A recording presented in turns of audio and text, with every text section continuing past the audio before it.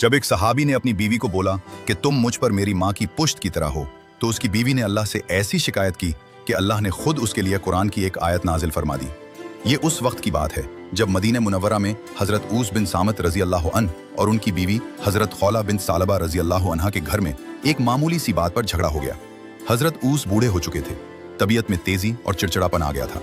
घर के किसी छोटे से मामले पर बात बढ़ गई और गुस्सा हद से बढ़ा तो हज़रत ऊस के मुंह से वो अल्फाज निकल गए जो जाहिलियत की सबसे खतरनाक रस्म थी।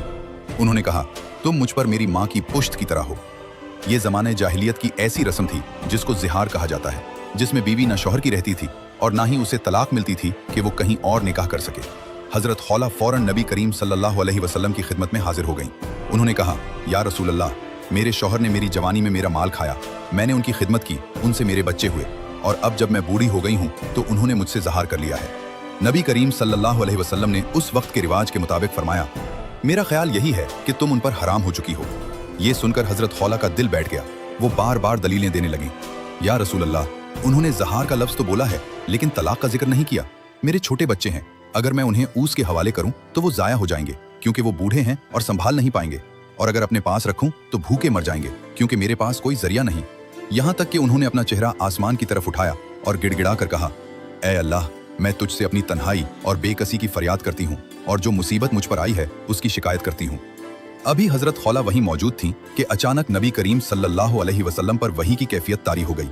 आप सल्लल्लाहु अलैहि वसल्लम का चेहरा मुबारक सुर्ख हो गया। ये वही की अलामत थी। जब आप सल्लल्लाहु अलैहि वसल्लम इस कैफियत से फारिग हुए तो आप सल्लल्लाहु अलैहि वसल्लम के चेहरा मुबारक पर मुस्कुराहट थी। आप सल्लल्लाहु अलैहि वसल्लम ने फरमाया, ए खौला, अल्लाह ने तुम्हारे और तुम्हारे शौहर के बारे में कुरान नाजिल कर दिया है। और फिर आप सल्लल्लाहु अलैहि वसल्लम ने सूरत अल मुजादिला की इब्तिदाई आयात तिलावत फरमाई जो वीडियो के पिंड कमेंट में दी गई हैं। अल्लाह ताला ने जाहिलियत के उस जालिमाना कानून को ख़त्म कर दिया और फरमाया कि बीवी को माँ कह देने से वो माँ नहीं बन जाती। माँ तो सिर्फ वही है जिसने जन्ना है।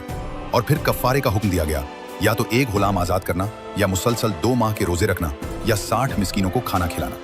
हज़रत ऊस ने अपनी गलती का एहसास किया और कफ़ारा अदा किया, और इस्लाम का ये कानून आज भी हम सब मुसलमानों पर लागू होता है।